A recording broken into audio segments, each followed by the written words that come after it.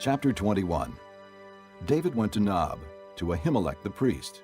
Ahimelech trembled when he met him and asked, "Why are you alone? Why is no one with you?"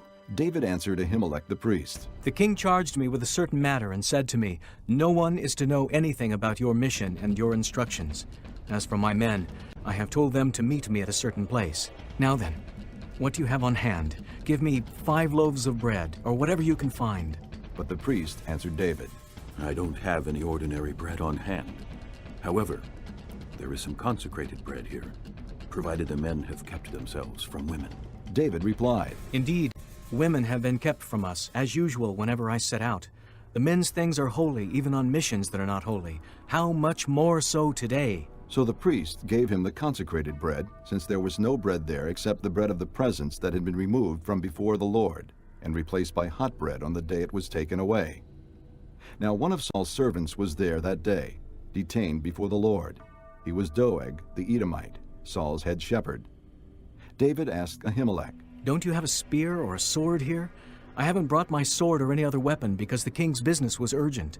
The priest replied, "The sword of Goliath the Philistine, whom you killed in the valley of Elah, is here. It is wrapped in a cloth behind the ephod. If you want it, take it.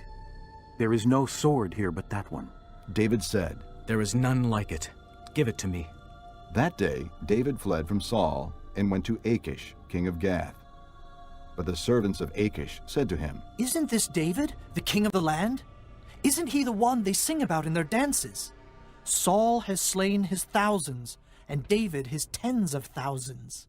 David took these words to heart and was very much afraid of Achish, king of Gath. So he pretended to be insane in their presence.